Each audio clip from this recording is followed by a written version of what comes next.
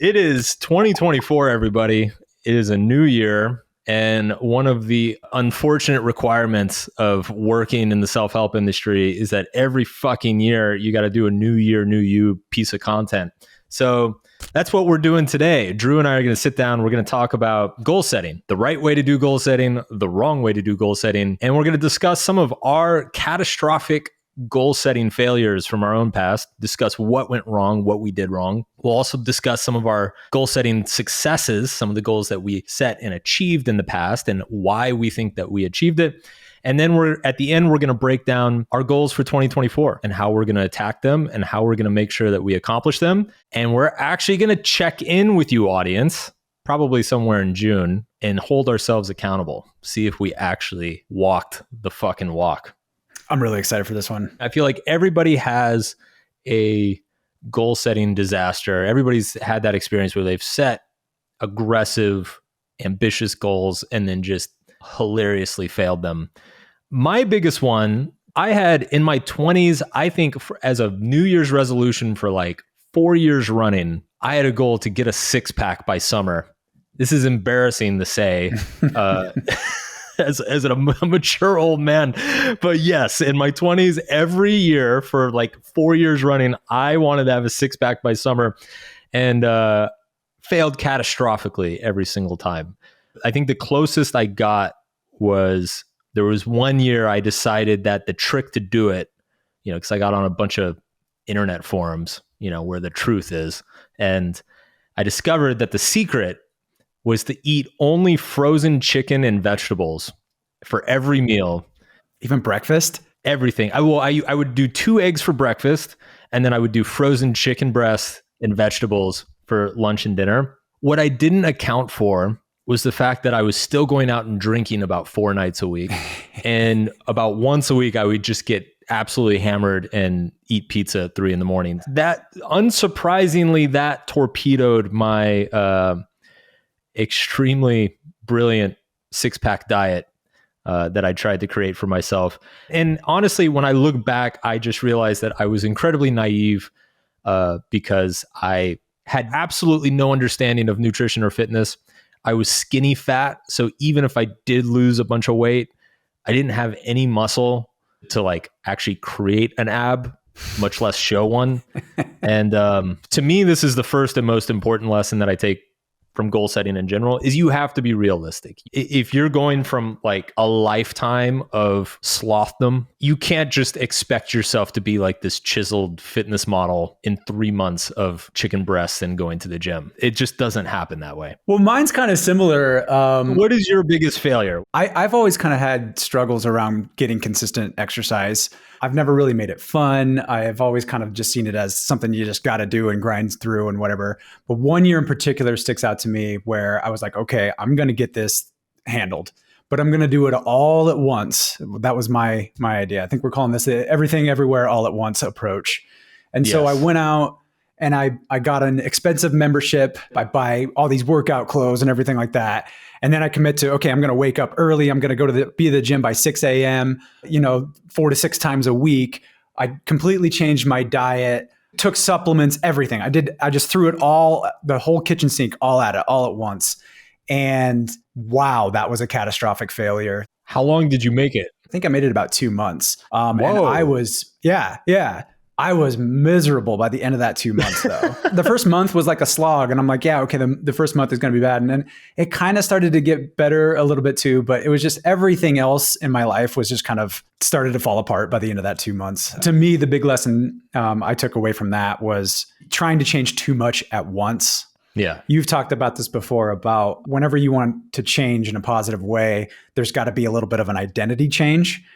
And for me, I was trying to change so many things about myself, all related to health, sure. But I was trying to change so many things at once that it's kind of a lot. It was really weird that, something as simple as just trying to be more healthy caused that kind of like identity crisis in me. There's all these knock-on effects that you don't consider. When you're sitting alone in your head, you're like, oh yeah, I'm going to change my diet and I'm going to do this and that. And you don't realize how that's going to affect every dinner you go to, which is then going to affect number of your social relationships and your friendships. And then that's going to affect your social life in general.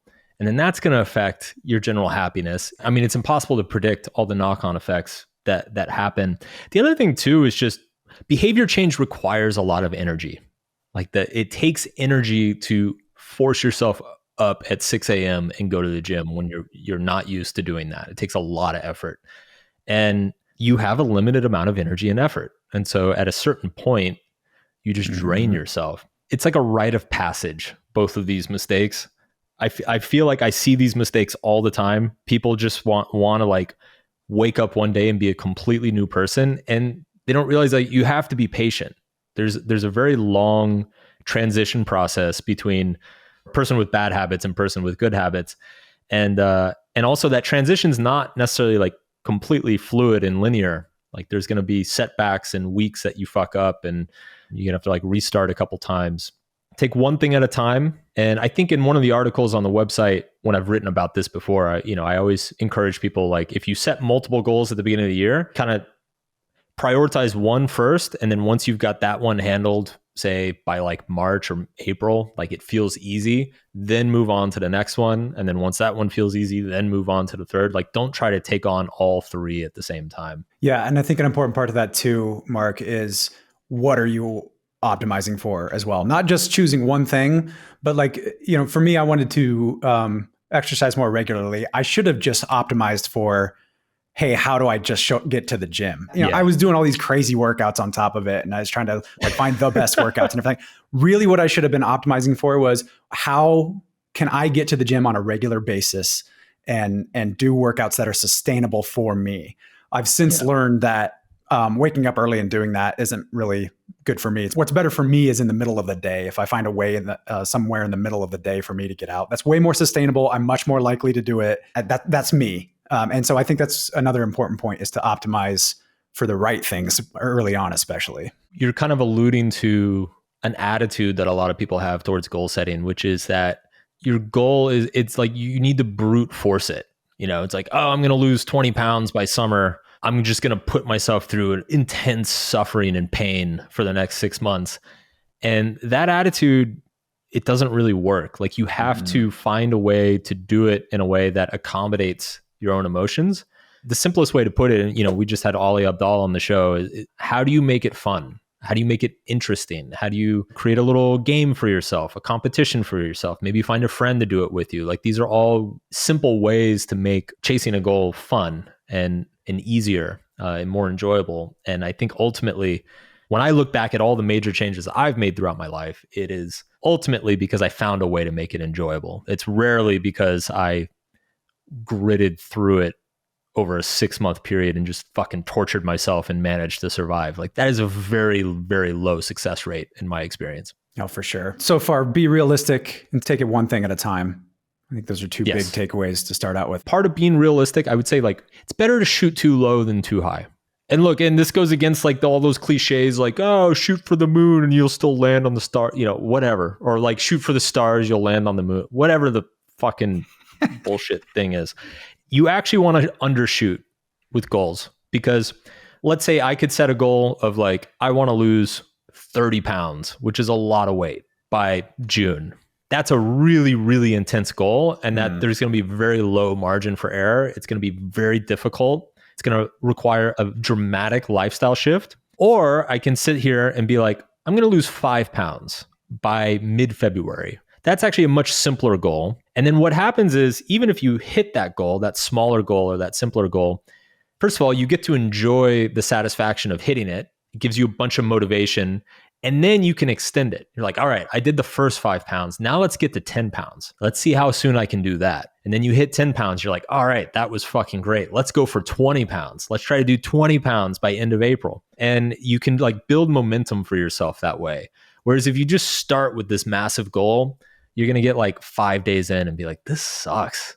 This is impossible. All right, let's talk about successes. What are our success stories look like? For me, the biggest success story I had was actually when I was writing Subtle Art. I started writing what would eventually become Subtle Art, Not Giving a Fuck, in the end of 2013. It was a complete shit show.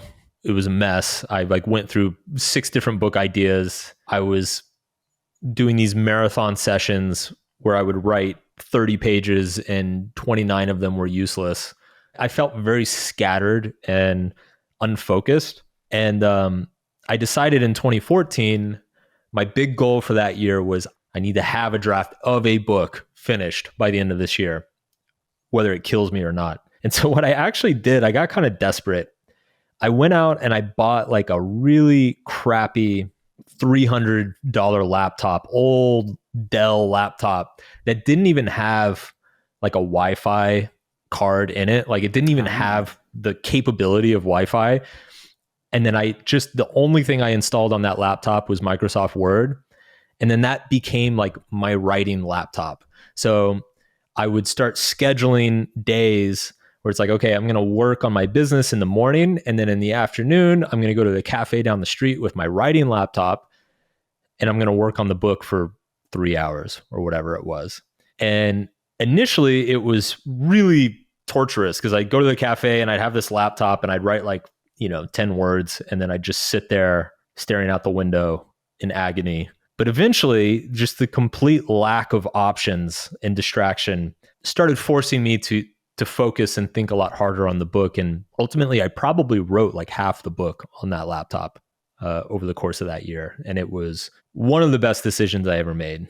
And this is something that James Clear talks about quite a bit. He says, you don't raise to the level of your goals, you drop to the level of your systems, which is basically a very fancy way of saying, don't think about the effort and discipline it takes to achieve your goal. Think about the systems that you can create that will make that goal inevitable. So I created a system, which was the writing laptop, that made writing the book not inevitable, but like way, way more likely to happen. I also scheduled writing time. I didn't sit around and just serendipitously hope to get inspired. It was like, no, okay, every Monday, Wednesday, and Friday from 1 p.m. to 4 p.m., I'm writing my book. And I'm writing it on this laptop and I'm leaving my apartment and that's what's going to happen until I fucking get this thing done. And it worked. It worked because I built the system. I removed any sort of agency or choice from myself. And in my experience, the way to do this well is to create an environment where it becomes more difficult to not do the thing than it is to do the thing. Yeah. What I really like about that system you have too is it's very, very simple. You're going to work on the business in the morning. You have this one laptop that you take to the cafe in the afternoon and you write. And that's it. That's all there is to the system. So keeping it very simple too, I think is another good way to approach this. James, he talks a lot about that environmental design, and I use something kind of similar too with food. Like my system is very simple. Like I don't buy junk food. I don't keep junk food in the house. I just don't. I love sugar. Like I love sugar. And if I keep sugar in the house, I know I'll devour it. So I just don't have it. You can't trust yourself, man. There's this like rabid animal inside of you. Mm-hmm. And the same way you wouldn't trust your dog to order you lunch, you shouldn't trust that inner animal to order you lunch either. Just venison steaks all the time. Yeah. Pizza and ice cream, breakfast, lunch, and dinner. So one of my biggest failures was around, working out and everything like that. Also, one of my bigger successes was around it too. And I kind of stumbled upon this as well. And when I look back on it, it also was a simple system with a few other features that really helped me out. I trained jujitsu for about 2 years, and I was very consistent with that, going anywhere from 2 to 4 times a week. And even if I did kind of fall off, had a week where I missed or didn't really get any good workouts in or whatever, I found it incredibly easy to get back into it, which I think is very important too in a system. It's like a system that allows you to get back into it. Strangely, there was kind of a lot of friction around this because it's expensive. You have to wear this funny outfit that's also expensive. You have to travel to a gym. There's all this kind of like friction involved with it. But there was also a lot of features about training jujitsu for me that really worked in my favor as well. For one, it was social. And even though I'm kind of an introvert, I really like the social situation there because you're all kind of just focused on one thing. There was always something different too, which for my monkey mind, my animal mind, like you were just talking about, was really great. There's a lot of variety in it. You're always doing something different. You're learning something different. That was another thing too. You learned a lot, which is kind of a core value of mine, is learning. They call it the thinking man's martial art, which I really liked. And most of all, to your point you made earlier, Mark, it was a lot of fun. Like, I think that's what I struggled with most in the past I've never like made a conscious effort to make it as fun as I possibly can. I've just been like, okay, it's a slog. I just need to do this because I want to look good and I don't want to die when I'm, in my 50s or whatever. And instead, like it was a lot of fun. You go in there and you try to beat people up. You get your ass kicked a lot, which was strangely kind of fun too, just humbling, in a way. So I think this is a nice time to like kind of break down what makes something engaging and fun. Yes. And you mentioned a bunch of them in a row there. I think there's the social aspect, which is really great.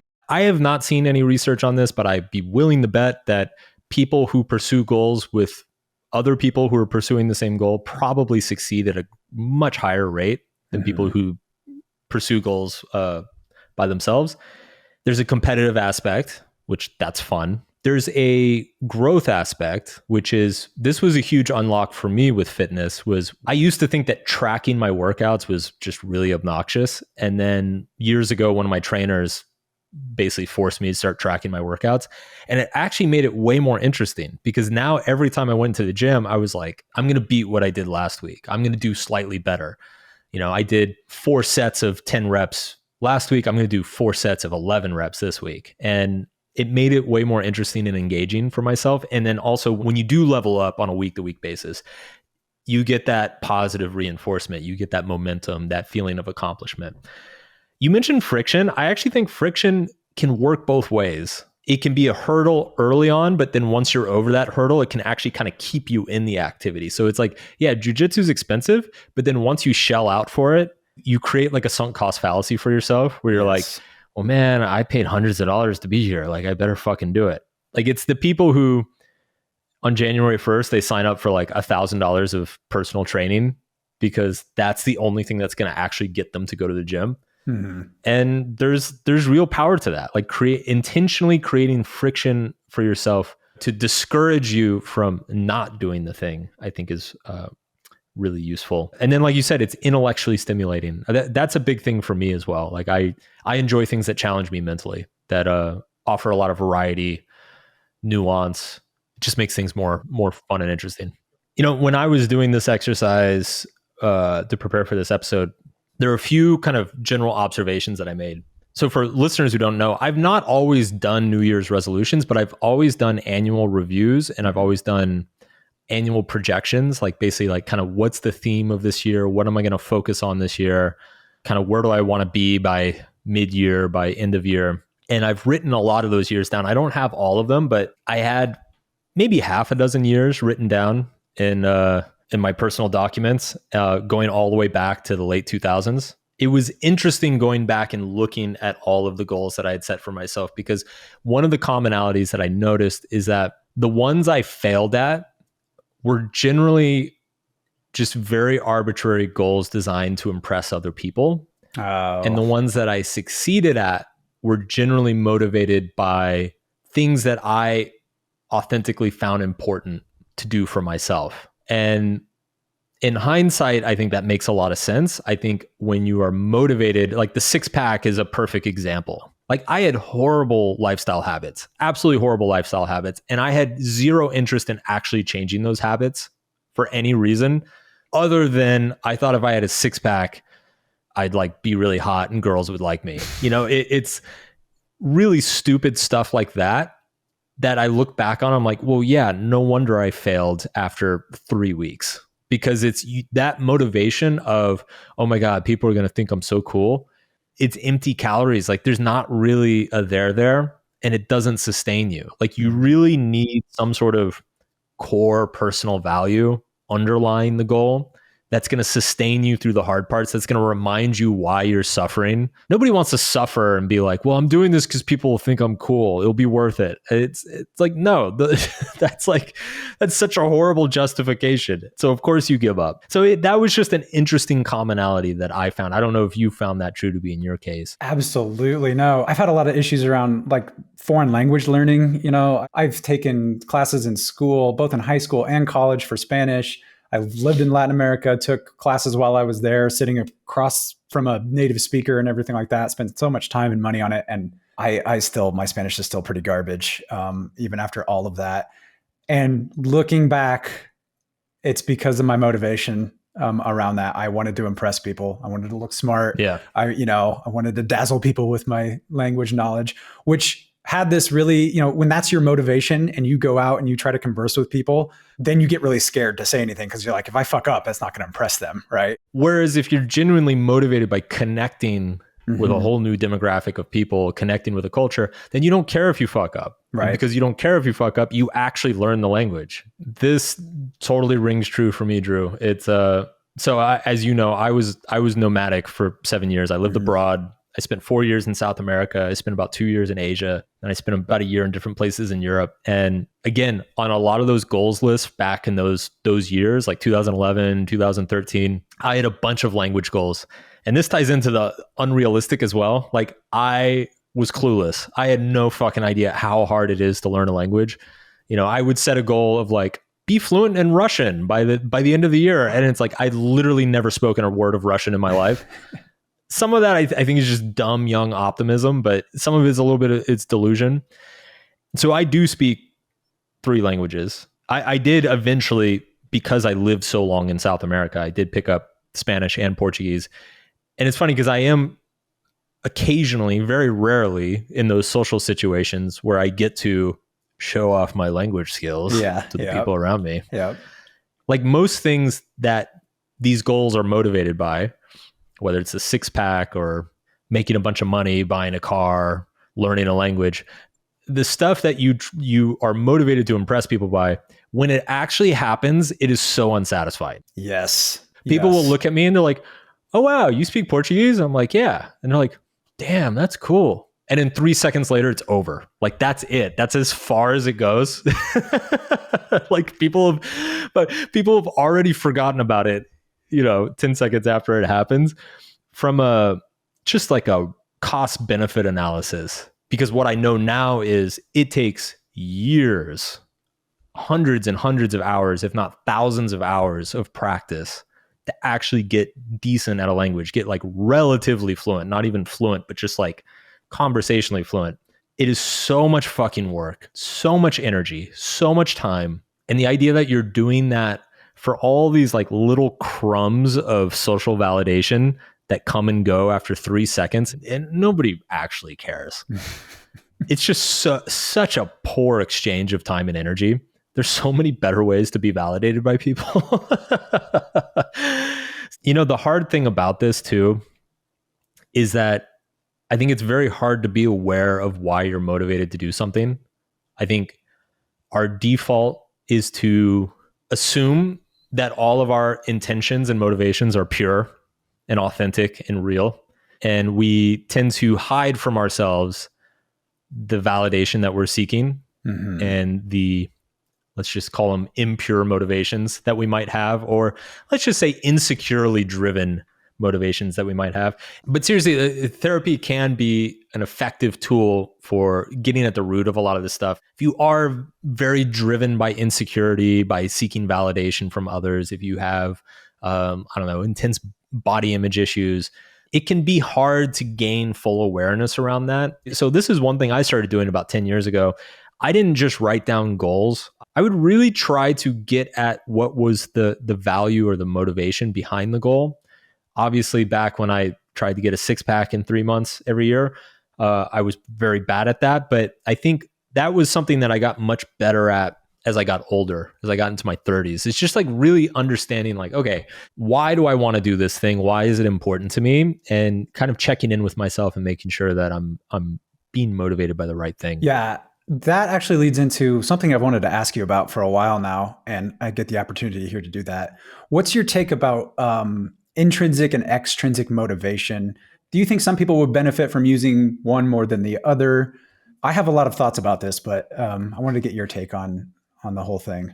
I think it depends on the goal, most likely. Okay.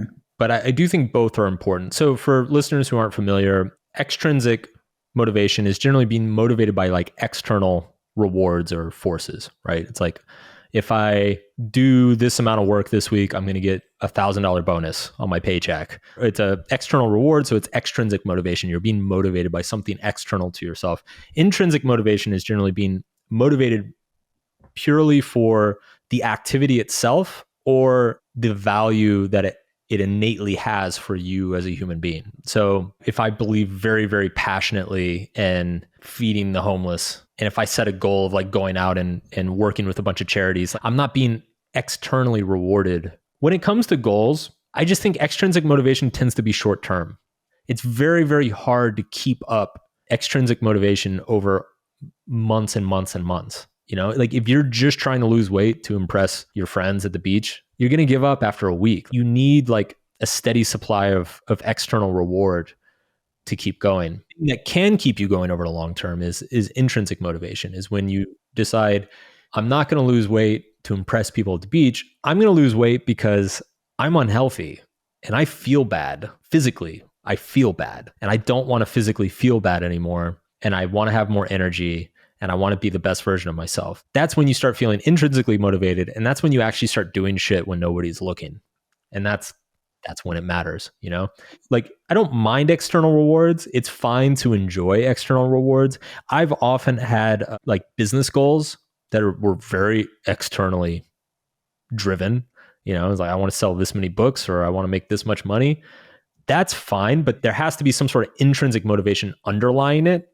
So like, you can't just be writing a book just because it's going to sell you a bunch of books. Like, you need to actually believe that the book is important and it serves a very important function and has value in the world. Otherwise, you're going to lose motivation on those inevitable days where things are not going right or obstacles pop up. Yeah, I like the way you talked about this with Ali Abdaal. You just mentioned that extrinsic rewards, the way I see it is they're discrete usually, right? You get them in these small packages usually. And so you're right, if you're killing yourself for months at a time, and even if you do achieve that reward, that's, I think, when the so what comes in. Like, oh, this is it? Yeah. Like, you know, that comes in at that point too. Ali had a really good way of putting it though, and it's very simple. But it's find a way to make it fun. Find a way to make it intrinsically rewarding to you. Find a way to make the process intrinsically rewarding. Even if you're going after that extrinsic external reward, find a way to make the process intrinsically rewarding. It kind of clicked for me because I think so often we're told, you know, oh yeah, go find that thing that is intrinsically rewarding to you. Go find it.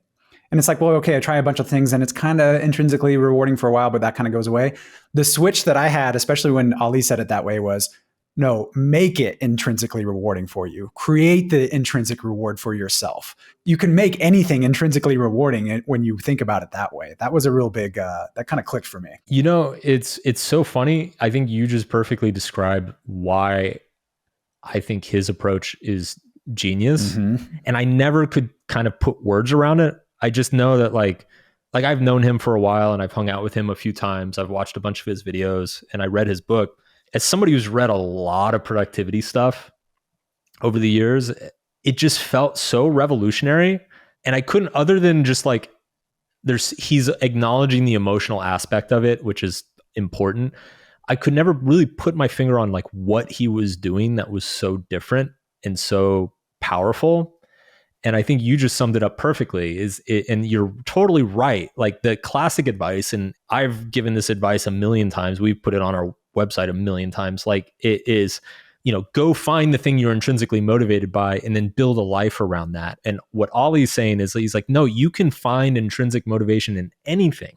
You can take the most boring medical textbook and create word games and songs around the vocabulary you need to study for your next test. And you're going to ace the test if you do that. And you're going to have fun. And you're not going to hate your life. And you're not going to burn out and drop out of med school. So I think it's understated how profound that is. And again, as you pointed out, the simplicity of it is pretty remarkable as well. Yeah. Let's talk about our 2024 goals. We're each going to set a couple goals here, and then we're going to keep ourselves accountable. And actually, we're going to ask the audience, the listeners, to also set some goals and email them to us. And we're actually going to follow up with people later on in the year to basically get some data on how many people are sticking to their goals, how many people achieved their goals, how many people gave up. I think it'll be really interesting to do a follow-up. Yeah, I'm really excited for that. Maybe midway through the year. Yeah. So to give a little bit of context, my big 2023 goal, I had one big goal for 2023, which was be the healthiest I've ever been in my life. And I measured that on 3 dimensions. One was body composition, one was strength, and then one was fitness. I definitely hit 2 out of 3, the body composition and the strength. Fitness, I ran a lot in college. I'm not quite as good of a runner as I was when I was like 20, but I'm pretty close. So I still consider that a success, even though I didn't quite get there. Going into 2024, right now I've already started on a major goal and I'm kind of consumed by it at the moment, which is I started doing research a few months ago on marathons here in the LA area. Turns out there's a marathon here that is on my 40th birthday. And as soon as I saw that, I was like, fuck. Yeah, perfect. I have to do it. You only turn 40 once. What better way to celebrate than torturing yourself for 26.2 miles? So I'm currently training for a marathon. That marathon's going to happen in March. I'm leaving the door open to potentially do other marathons in the year. But right now, my primary and whole focus is on that marathon in March. I like that. What's your schedule like for that then? What are the steps you're taking to get there? 4 runs a week, and then 2 light workouts. Okay. Honestly, the hardest part is the recovery. I thought the running was going to be the hardest part, but actually most marathon training, you run really slow. It's not like you're on the side of the road puking or anything. Right. The hardest part is just recovery. Like my legs are always sore. My knees have gotten sore a few times, like some little shin splints, blisters on my feet, stuff like that. So, but it's going well. Like seeing a lot of progress and I'm actually enjoying it. Like it's not in a weird kind of masochistic way. Like it's fun. So you're using all these things we've talked about so far. I'm guessing you got your tracking. You kind of have a system for this. Yeah. Do you have like a coach or accountability in any way? I have a general health coach who is aware that I'm doing this and he's, kind of keeping tabs on me. But no, I created the plan myself. I mean, there's a ton of marathon training plans online. Sure. So, but the way I systematize this is I created a plan for myself and I scheduled out my entire calendar from now until the marathon. So every single day I know what day I'm running, how long I'm running, how fast, how far. Even to the point where, like on my trips, on my travel, I've already looked up the hotel I'm staying in. Do they have a gym with a treadmill? Are there roads nearby? Like where can I get my run in? What day am I going to do it on? So everything's planned in advance. There's literally no excuse to miss a run other than I'm just being lazy. Okay. And I've paid for the marathon. I've signed up. Okay. I've booked the hotel. So I'm going to run it. And it's like, if I bitch out and skip a run today, which it's raining today, I would love to skip a run today. I just know I'm going to pay for it on race day. So, I'm not really gaining anything. So I might as well just go do it. How are you making it fun? You said it's been fun, but to me, training for a marathon doesn't sound fun. So how are you making it fun? The tracking for me is fun. Okay. Seeing the progress has been super fun. And every week it's baked into the training that you go a little bit further every week. So, last week my big run was 9 miles. This week it's going to be 11 miles. I've never run 11 miles in my life. Like that's crazy. But if I can actually go do it, like there's a high that you get from that. Like, oh my God, I can't believe I just did that. That's amazing. So, okay. That's been fun. What about you? Well, I need some fucking sleep. And I thought I've been a terrible sleeper. You need to work more, Drew. Yeah. No, so I have this asshole boss, right? And he's keeping me up at night. No, I've been a terrible sleeper all my life. It's all sleep hygiene. It's all around my sleep habits. Sleep requires a lot of other good habits too. It's also one of those compounding habits you've talked about before, where it kind of has these ripple effects in the rest of your life. So that's another reason I'm choosing it. But with sleep, you got to get a lot of things right. Good nutrition, which I've kind of got that figured out. Little to no alcohol. I don't drink anymore. Haven't for a few years now, and that's going great. Exercise, I'm not very consistent, so I could be more at that. Everything else, though, I'm terrible at it. Like I could mainline coffee into my eyeballs and probably wouldn't affect me at this point. I don't have a regular bedtime and wake time. I keep my phone in my room. I don't really use my phone in my room, but I do keep it in the room. Screen time is probably off the charts. Again, I have this asshole boss who I have to be on the computer for all the time. Get to work. Get to work. So it's not only all day I'm on, but then like the way I wind down at night, usually it's usually kind of late too. By the time I'm kind of shutting down, it's like I turn the screen on and put on some stupid TV or something like that, which obviously having that, the screen light in your face right before bedtime is not good. So what are you going to change? Let's break this down. What are the steps here? What are the habits? Right. This is one of those things where I'm not going to do the everything everywhere all at once approach again. I noticed that that's not going to work. And so all of those things I kind of just listed off, I think I want to tackle them one at a time. And I wanted to get your input on this. I don't know what the time frame should be. Like, what do you think? Should I try to replace these like every month or one every 2 weeks? Or what do you think a good timeline is for something like that? I would just do one at a time, and then whenever one starts to feel automatic, like it's not demanding much mental load, it just kind of happens, then I would move on to the next one. So my wife really has struggled with sleep her entire adult life, and I've watched her go through this struggle. She's actually, the last 2 years, I'd say she's sleeping really well, but it takes a lot. Like, it has been a journey for her, and she had to build a lot of systems for herself. So the big things that she does, I think the easiest thing is that there's just a lot of nighttime rules. So we have a rule. If we watch a show, we're not allowed to start an episode of a show after 9 p.m. So anything we're going to watch, it needs to be started before 9 p.m. Okay. No exceptions. You can buy these things that go into your electrical outlets that you can program to turn things on and off at certain times of day. She bought a bunch of those. And so our lights in our living room go out at 10 p.m. So it's basically like she programmed our house to be like, fuck you, go to bed. And it works. Like, you're literally just sitting there like doing whatever, and then all of a sudden all the lights in the room go out and you're like, oh, okay, yeah, let's go to bed. Once we're in the bedroom, she doesn't bring her phone into the bedroom. I'm a psycho. I can sleep anywhere under any circumstance. I'm very blessed in that way. So I don't care. I'll bring my phone in and watch TikTok or whatever until I pass out. But she doesn't bring her phone in. There's no screens. She has a Kindle, but the Kindle has it's no UV light. Yeah. Room super cold. Blackout shades. Blackout shades are key, man. Key. I honestly can't sleep without that. Like, if I go stay in a hotel and it's really light in the hotel room, like it kills me now. So blackout shades, eye mask, cold room, and gets into bed and reads for 30, 45 minutes. Okay. Well, what I like about that though, too, you explained, for one, it's you have systems in place, like we've already talked about, and they're simple systems, but also like the simple rules. That's another thing that I've come across in my life that works very, very well for me. You just have these simple rules around things that you either do or don't do. No phones after 9 o'clock or whatever it was, the lights go out at 10, that sort of thing. I did this around diet too. Like, I have a rule. I don't eat dessert. That's it. Another rule of mine is I can eat as much as I want. I just can't eat whatever I want. Like, that kind of thing. It's very, very simple. And I really like that, using that. So I think what I want to do, is kind of create these simple rules around some of these things. I think the first one really needs to be the screen time at night. I think that's, from my kind of like experimentation anyway, that seems to be the one that's really kind of fucking me up the most right now. So I want to start with that one, I think. Probably work to a more regular bedtime after that. And then try to address the caffeine. That's going to be the tough one.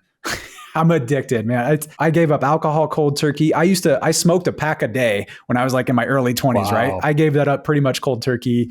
I've been able to do that. Caffeine, can't do it. I can't do it. Caffeine's my vice too. But I have a rule: no caffeine after 4 p.m.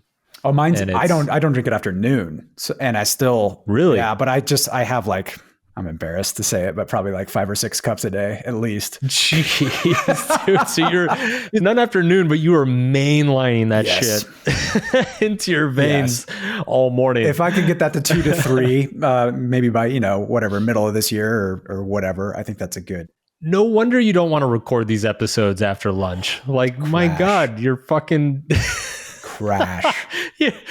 I am useless in the afternoon. I shouldn't be telling you this. I am useless in the afternoons most days. Well, what I have found with caffeine, and this is after years of addiction and experimentation, quitting for me also is extremely hard. When I don't drink caffeine, like, I don't get those energy swings that you get on caffeine. But I would say my average energy level is slightly lower. I have found that I really have to keep myself, again, another rule, keep myself under a certain quantity per day. If I go, which is the equivalent of, I guess, like probably 2.5 cups of coffee. If I go above that, the swings start getting much larger. And then the worst thing you can do is try to compensate for those swings by drinking more. It's a vicious cycle. Because then you're fucked. Then you're like, you're not falling asleep at night. You're waking up groggy. Like you're getting horrible headaches if you miss a cup. It's no bueno. Well, hopefully I can get some fucking sleep this year. That would be nice. Yeah, that's it for this episode. Enjoy the new year, everybody.